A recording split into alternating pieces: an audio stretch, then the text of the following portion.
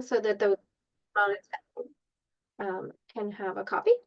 So welcome to the June virtual GWEP evaluation SIG. We're going to talk this month about the annual performance reports and the metrics around that. We are mainly we did one of these, as I said, at the first session for the SIG. We wanted to circle back. We've gotten one major overarching question that we wanted to just take a few minutes to address.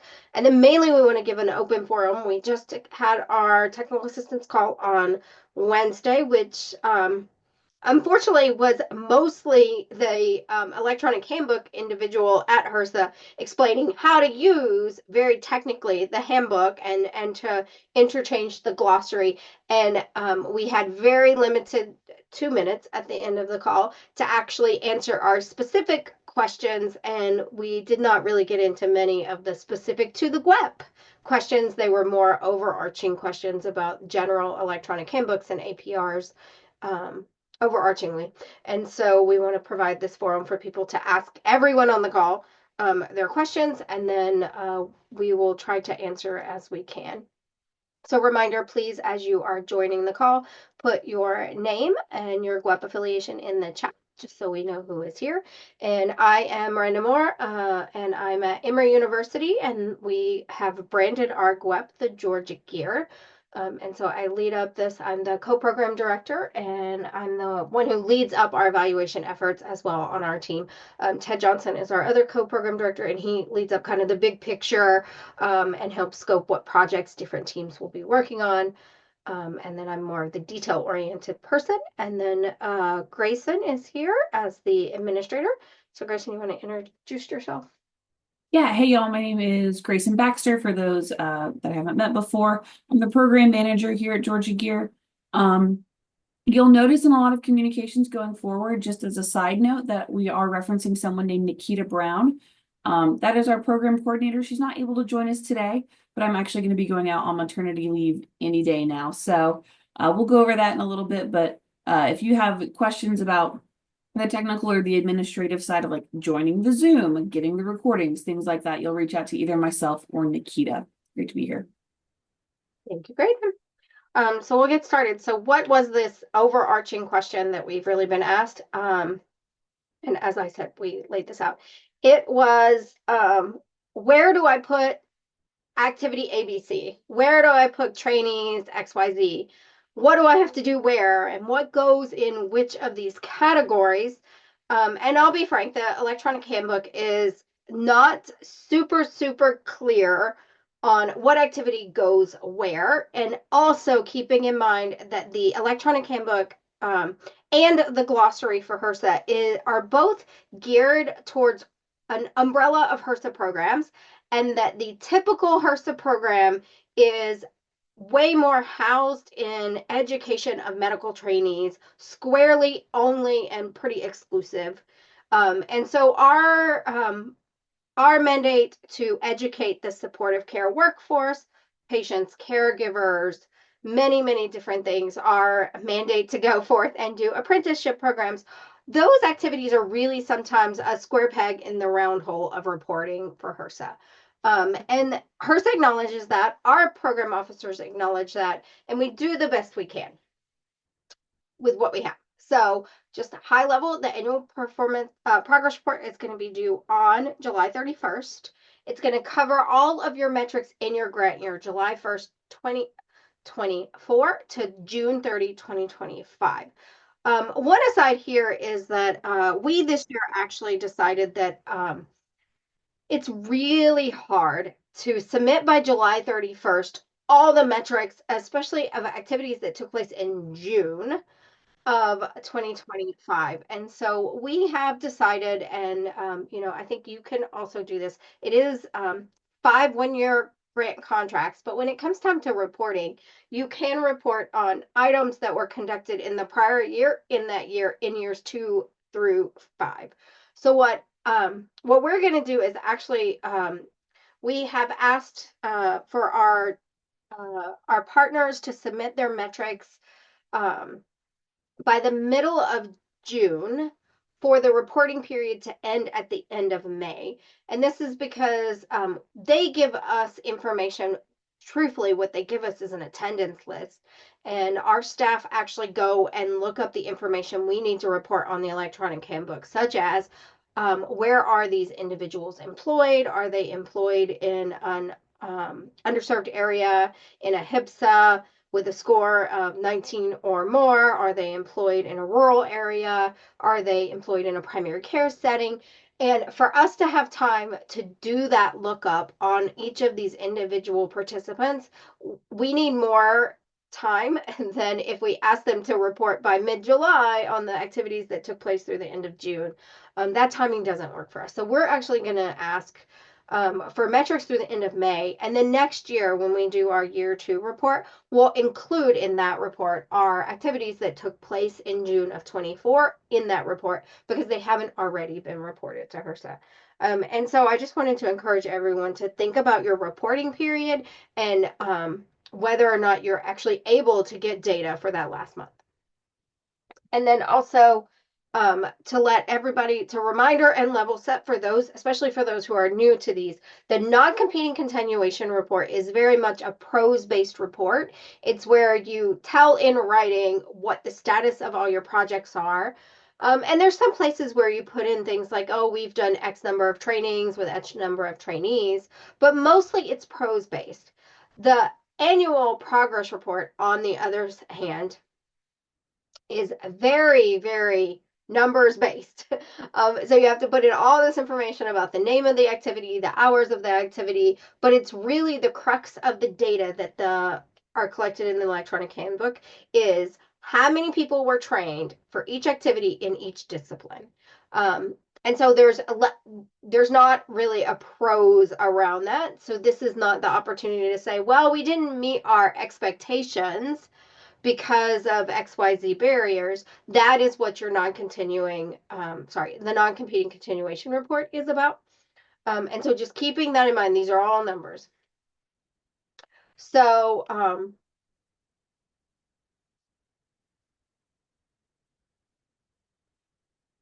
I do see some questions in the chat, and I'll get back to that. I'm gonna go through the slides and then I'll answer questions from the chat. So the first piece we wanted to focus on was where do we put these activities that our trainees, broadly speaking, are engaged in. And so one of the ones that we struggle with is we have activities that we count, and some of these are activities around the faculty involved in. And so one of these is structured faculty development training programs.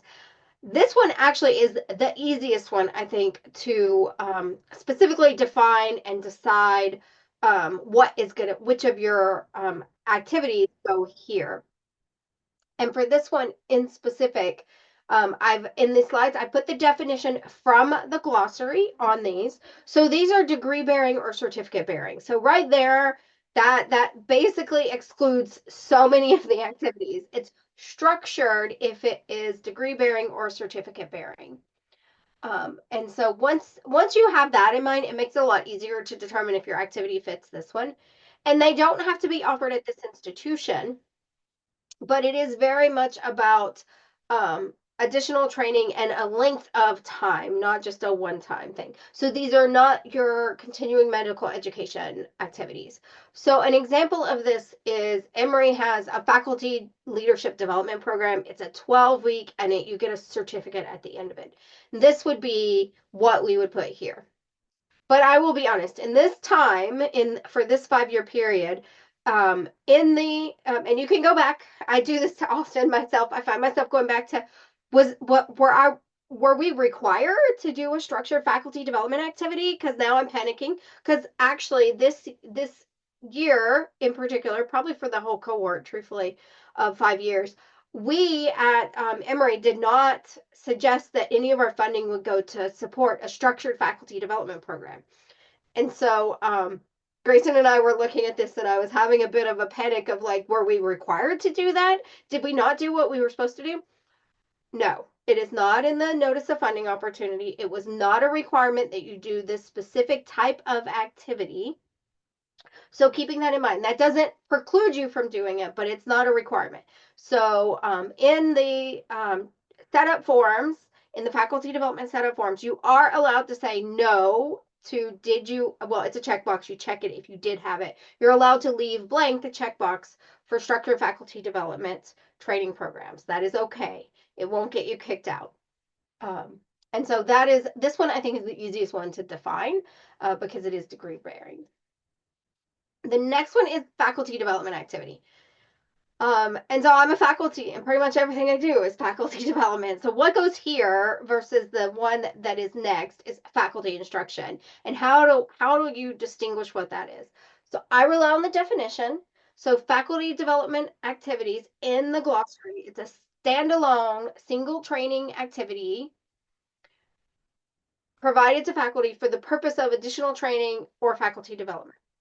And this is also where it gets really complicated because the glossary actually lists in, you'll see in this one and the faculty instruction, activities could be in either place. It depends on whether or not the goal is to train your faculty that you're supporting in faculty development, or whether or not your faculty are training others. And that's really a good way to do it. So what is the goal of the activity for in the through the lens of your of your GWEP, and not through the lens of just in general that faculty would put it on their, where would that faculty put it on their portfolio, their CV? That's not the lens. The lens is from the point of you have a GWEP that you're supporting faculty. That faculty, what does it look like on the GWEP's perspective, not necessarily the faculty's perspective? So this could include conferences or workshops, ground rounds, and it's not necessarily going to be offered at your granting institution. So at Emory, we have a geriatric grand rounds, and this is specifically for our geriatric providers across all of Emory healthcare, and it is presented by our geriatric faculty. And so the purpose is faculty development, and it's given by gear supported faculty. So Dr. Johnson or myself, and we have a lot of other supported faculty, are often the presenters at the grand rounds. And the people in the audience are all faculty. So that's how we distinguish that this one goes here. And because this something that is a one-off. So there's a variety of topics. Every month has a new topic, but it is a structured program, but it's not degree bearing, so it's not a structured faculty development program. And so is this required for GWEPs? So if you go back to the NOFO, there's nothing in there that's going to say you're required to do faculty development activities in such a manner that it links back to this. However, and those, we all miss Nina, those will remember who are come from last cohort. Nina said yes. And specifically, we as the GWEP support these faculty development activities. At the least, everyone attended the GWEP all PD meeting in December. I think all the GWEPs were there, had at least one attendee there. And so this goes under your faculty development. Like, we attended that to develop our GWEP faculty. So that one can go under this faculty development activity. Okay. And then the next activity that's sometimes hard to distinguish, as I said, is the faculty instruction. So these are courses or workshops, seminars, grand rounds, other training activities. You'll see similar names of types of activities that could fit in these buckets. But these are the ones that are led by your GWEP supported faculty.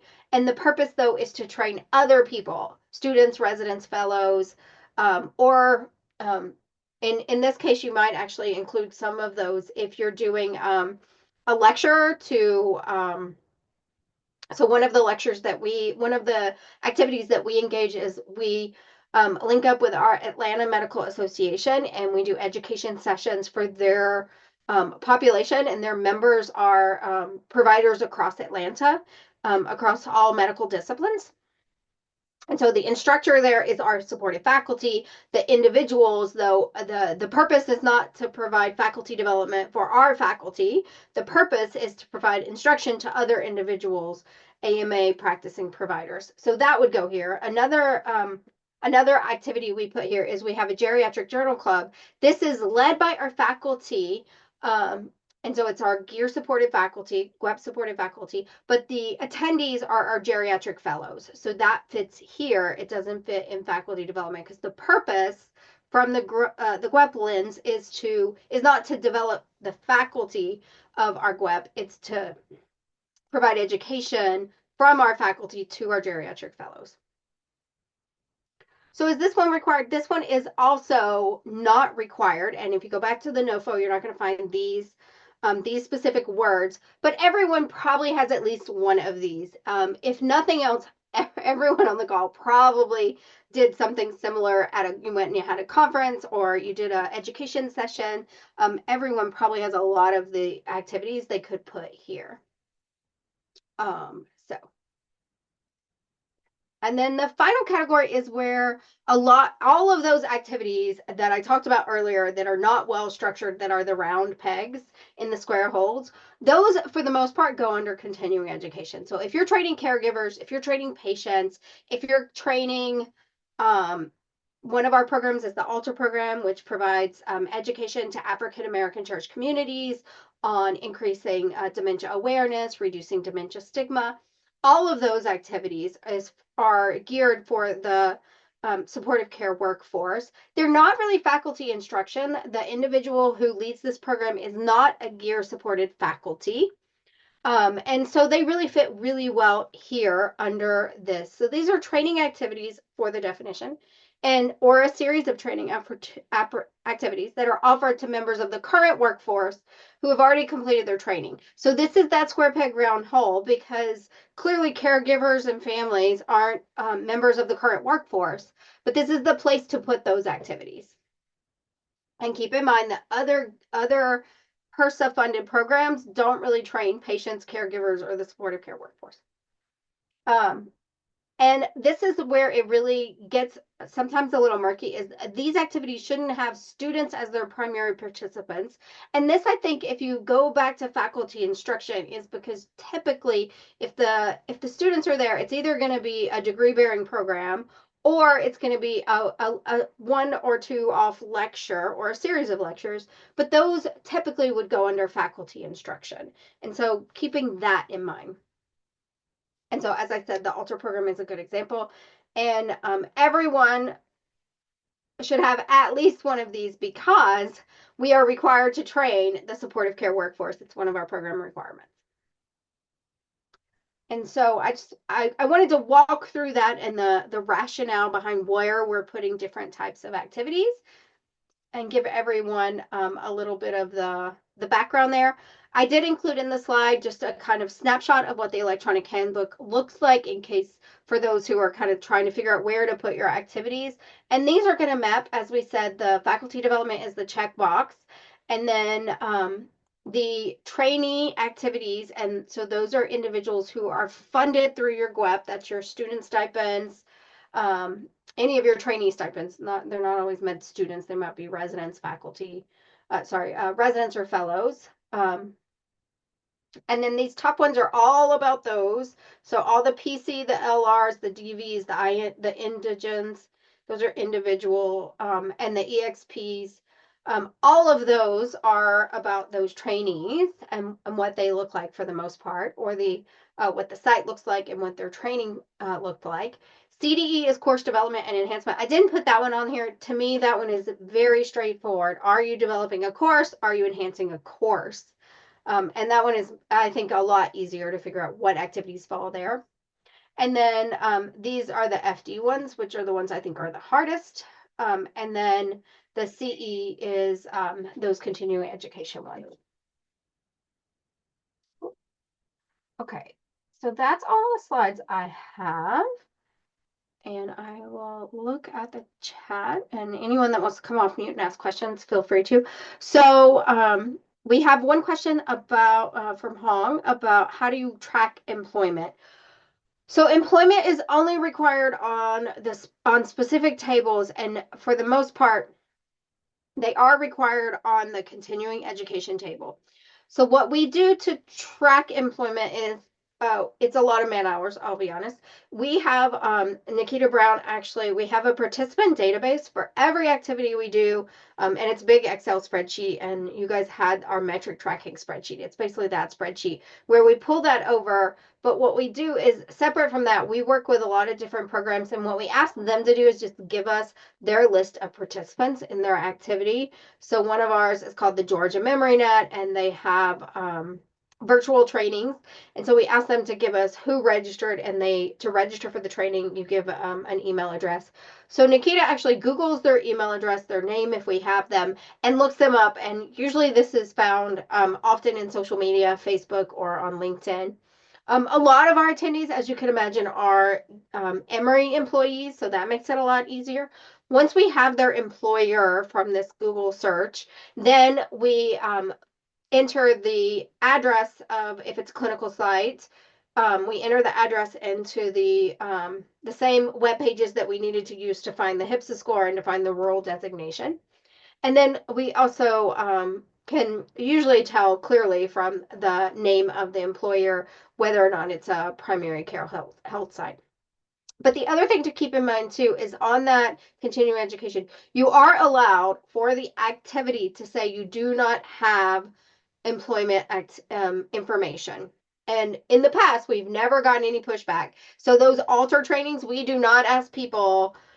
We actually don't ask the altar team to do a sign in because they're at a church during the church service. They're not going to get all the congress. Especially they have one church that's a mega church with 2,000 participants, and they're in different rooms. They're not going to get everyone to do a survey. So even if they did try to attempt to collect attendance information for, especially for those large ones, it's not going to be super accurate. So what we do have them do though is the church keeps basically they keep count of how many people are in the building, truthfully for fire safety reasons, but also because they want a count of how many people attended their service each day in each service. And so we ask them to give us that, and then to basically outline how many of those do they think are patients, how many are caregivers, and how many are church leaders. And so they give us that information in that way. And for all of those, we say we do not have the employment information. It's only when we have specific individual level attendance information that we input the employment information. And some of those we can't find. I'll be honest, that GMN virtual session is nationwide. Anyone can sign up, and sometimes the email addresses just don't link back to a person who has a profile on LinkedIn or any of the big, or they're not, they're not academic sites that get a good hit. And that's okay. You can put you do not have that information. You should have the information when it comes to individuals that are in your organization, but outside of that, it's okay if you don't have all of that information. Okay, Darlene talks about how they have a webinar series that both faculty attend and the T-Tour sites are encouraged to attend. It's led by the GWEP team. Does it fit under faculty instruction or someplace else? So for this one, I would think a little bit about that webinar series and what is really the purpose. So is the purpose more geared towards providing general education, like a grand rounds, or like, as I said, that AMA lecture where it's an educational lecture and not a research lecture or anything like that. And then where does that work? And then the other thing to consider also sometimes is those activities, if you have continuing medical education for them. So it also depends a little bit too on the attendees. So your T-Tour sites, are the attendees mostly your providers who are using it for continuing medical education credits? Then I would put it under the continuing education because it clearly fits there. If most of the people are coming if they're particularly if they're administrators at those sites, or if they're non-providers, or typically if you're not offering CME or CEU, that would be a good place to put it under the faculty instruction. So a little bit depends on the purpose of that that instruction and that webinar series. And I hope that helps. And Darlene, if you have more specifics, feel free to reach out or put it in the chat.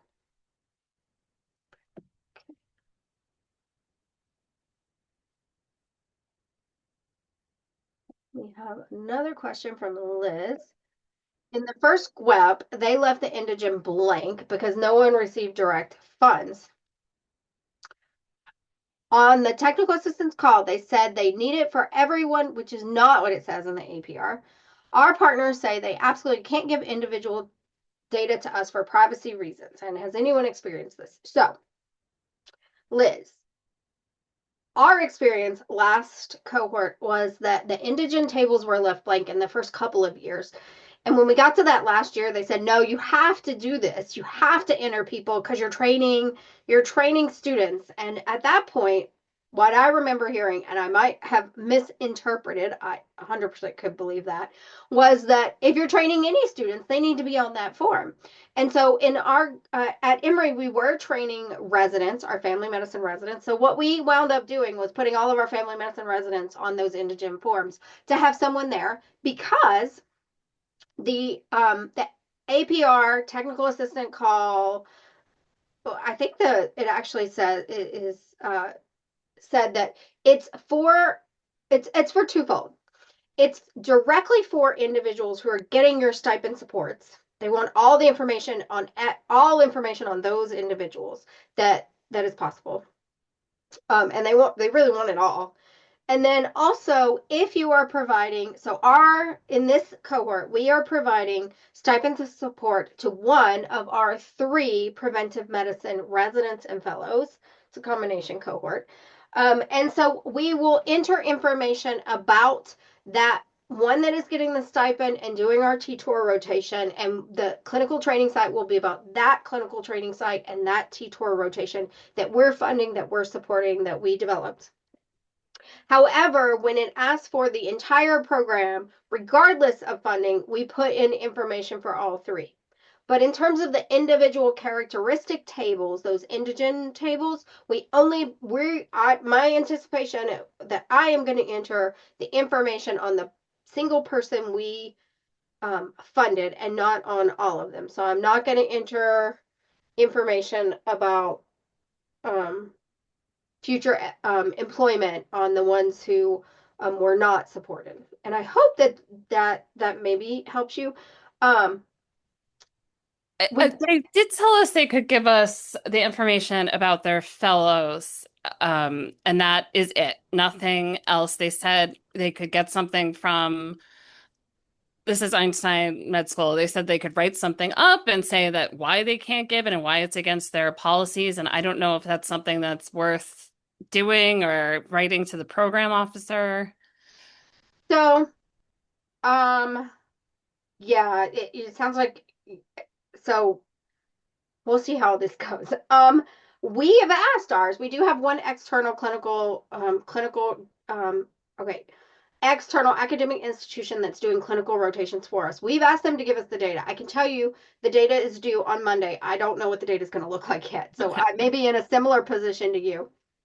Our preventive medicine residency luckily is in Emory, so the residency program director has an office next to mine, so it's easy to say, look, I have to. And they also have other HRSA grants, and I do think truthfully that is the linchpin of your partners giving you the data. Is if they have other HRSA grants, they realize what the data is for, who's using it, and how the sensitivity of it is. So you could ask. It doesn't you could ask and kind of back into the tables that we have. You could ask them for summary information. Can you tell me how many are female, how many are male, how many are in these age groups? Because the age groups are actually brackets.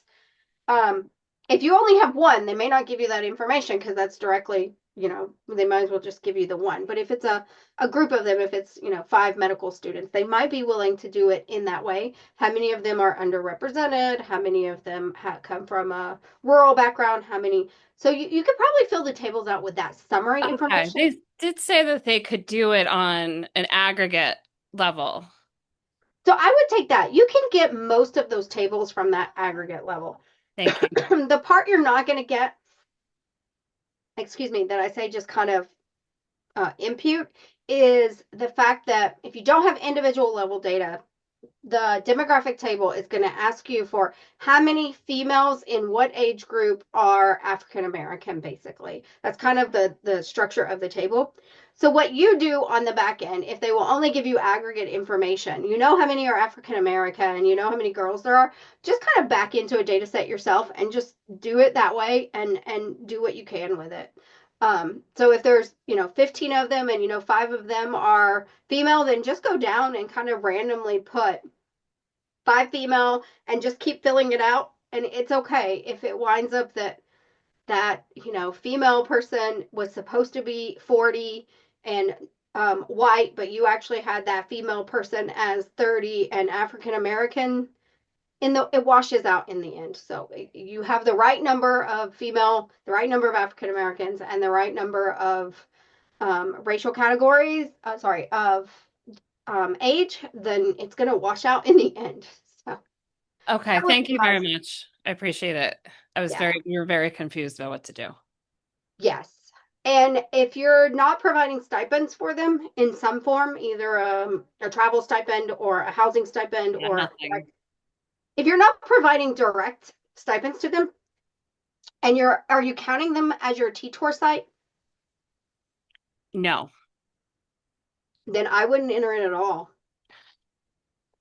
Thank you. That's even better to hear.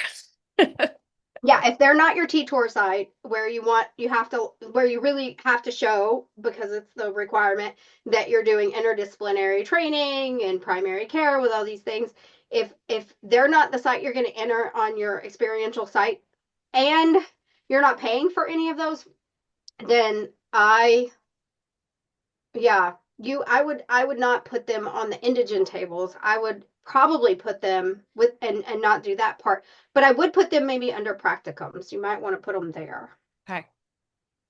And then I would say as you're going through, put them in the practicum, and if it won't let you validate without adding that number to the indigents, then just take them out of the practicum too. Okay, thank you so much. Yeah, absolutely. Make your life easy.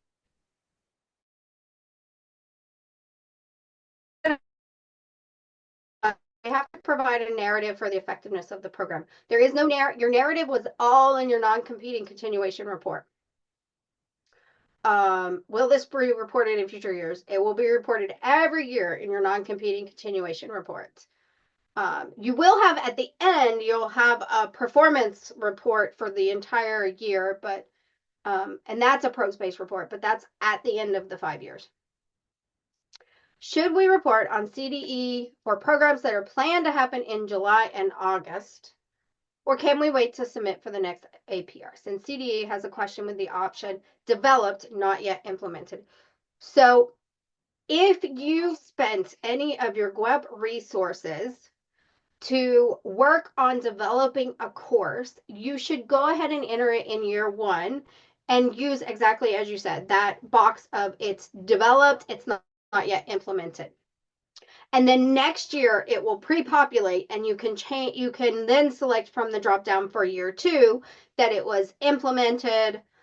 Or if you're still developing it, you could say develop not yet implemented. That's okay. But if you spent gear funding and it's in your application, in your standardized work plan to develop the course in year 1, and you did do the work, you want to put it on your APR to basically to just back up and say, yes, we did develop this course in year 1.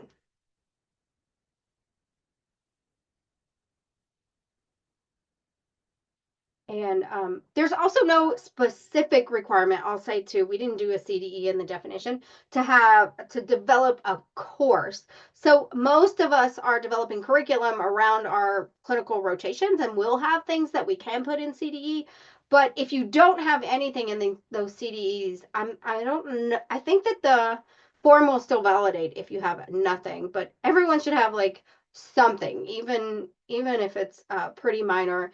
And if you think about that one also, just to let you guys think about it, as you're planning clinical rotations, you probably had to augment something, the didactic education or something. So you can think of that as a course, the didactic coursework within that rotation, that clinical rotation. You can think of that as, give it a name, geriatrics in rural Georgia rotation didactics.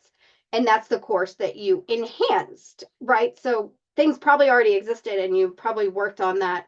If you're like most of us, you probably took an existing rotation and just augmented it, especially for the didactic portion, to incorporate more education about elderly care. And so then that's a course enhancement. But think about more broadly about what this course looks like and not very narrow. Of course, I didn't add a course to my course catalog type of thing.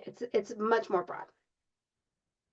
And then Jennifer's last question is the faculty form should have data, profession for plus discipline for faculty only, correct? So the faculty forms have data for the attendees of the activity, not for the faculty that gave the activity. So the faculty development in terms of that faculty development form, the attendees are faculty. So yes, it's their profession and their discipline. For the faculty instruction, it's the profession and discipline and the number of attendees to the activity. So if you had 5 med students and 2 family medicine residents and 3 preventive medicine fellows, then that's what you're going to be entering in the profession information. And I hope that answered your question. If not, Jennifer, just let me know. Yeah, so thank you for answering those. I've been told that the faculty are supposed to be in the faculty instruction and then everyone else should be put into the CE. Is that correct? So is the activity you are referring to, does it have continuing medical education credits? Yes. So I will say I have never broken it out in such a way where if it's a CME, what is the activity that you're referring to? It's like a series of presentations. We do 4 events. So is it educational, like case reports, or is it like research based, or is it a mix? Yeah, a mix.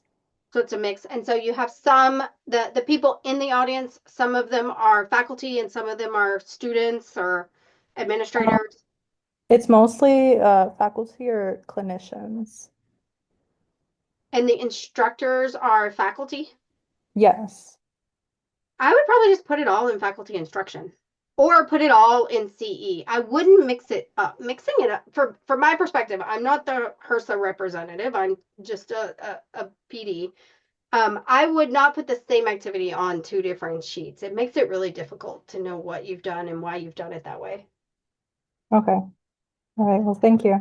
Yeah. And if you're giving a CME and it's not a specific activity that's called out in the standardized work plan that's specific for offering your GWEP faculty a faculty instruction opportunity, then I would put it under the continuing education.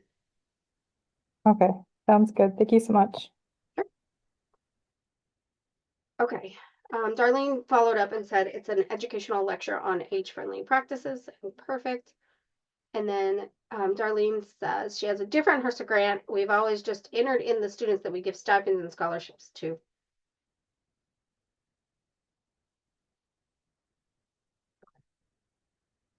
That, yes, Darlene, if that makes sense to you, that makes sense to you.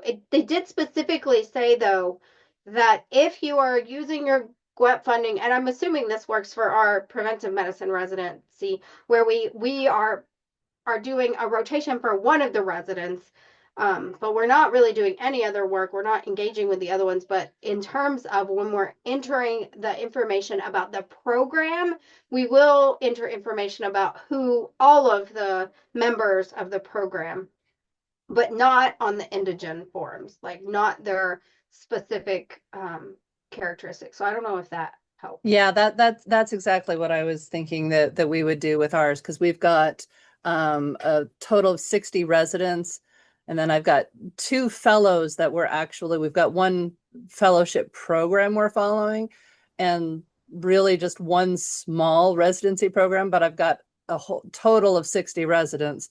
So they're going to be reported differently, but InGen is only going to have the students that we're actually following and are doing my follow-up surveys and stuff.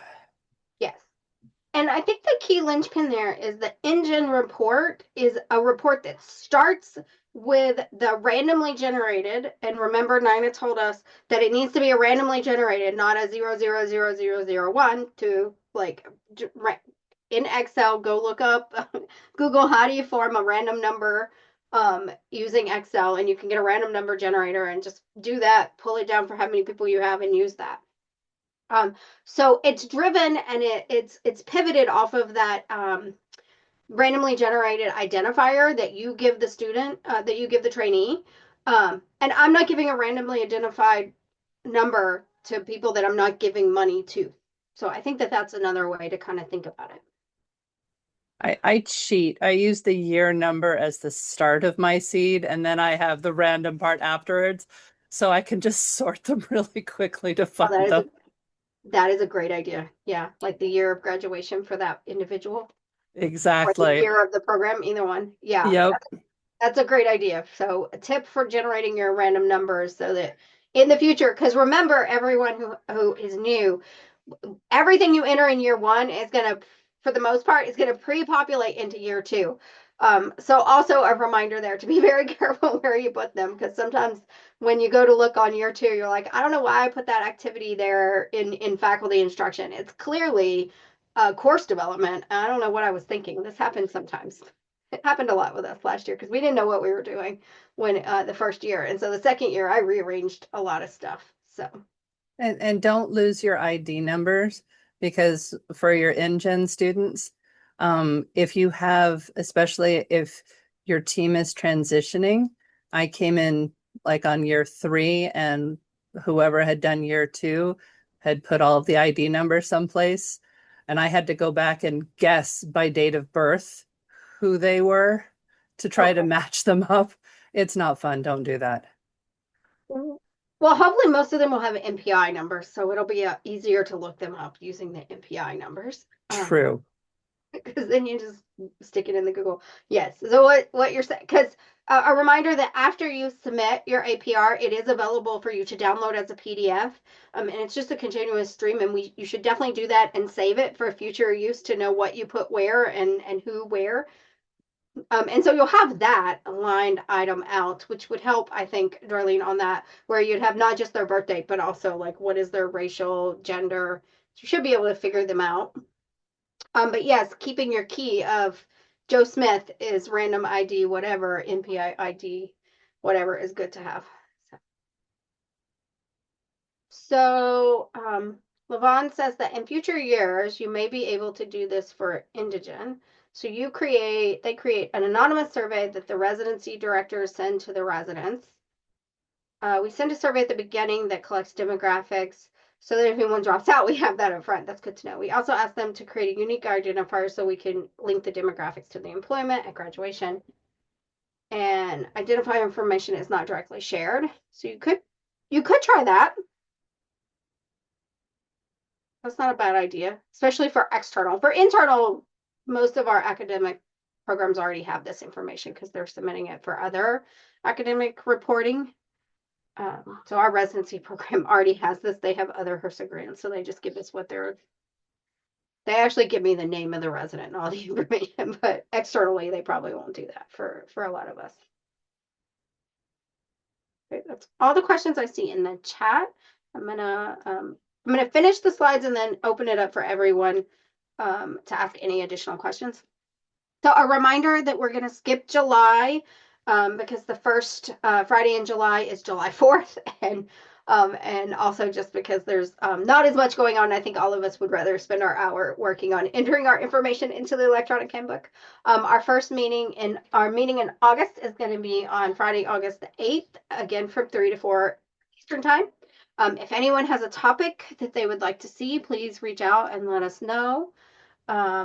And then the slides and the recording will be sent out on the listserv. Email Nikita Brown if you need the registration link for any of the upcoming meetings. And as I said, please, if you have a topic request for any future meetings, fill out the Qualtrics survey, and you can click the link. And I'll also put it in the chat for you now. And then I put our contact information. And I switched this up to Nikita because she's gonna be filling in for Grayson while she's on maternity leave. So if anybody has any questions, feel free to come off mute and we can chat. And then I'll put the link to the Qualtrics survey for topic requests in the chat. And just so folks know, I just got the email from Jennifer Solomon with the links from the TA call. I see. I will just offer my personal opinion that I'm very sad that we don't have another call. I hope that they take July and offer some Q&As. I think they're also, they said that they would take the questions in the chat and give us a Q&A based off of that. In the past, I'll also, for those who don't remember or who are new, sometimes in the past, if you've submitted questions to POs and they find that there are general questions being asked, that they will also submit on kind of an FAQ to all of the GWEPs that address those questions that you ask. I did one thing that I cheered on was that we don't this time around have to enter our patient reported outcome measures, our MIPS measures, whatever we chose as our patient outcome measures. We don't have to enter those numbers into the electronic handbook this time.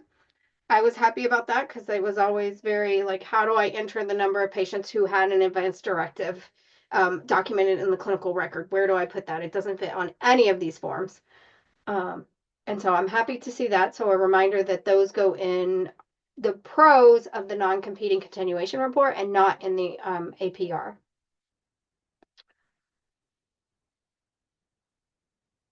And if anybody does have specific questions, please email the POs, the program officers, so that they can hopefully give us some of those FAQs specific to our program and the GWEPs and the fact that we have square pegs and these round holes just don't work. Okay. Anybody have any other questions? Comments? Okay. I hope everyone enjoys their 4th of July and the summer. Welcome to summer.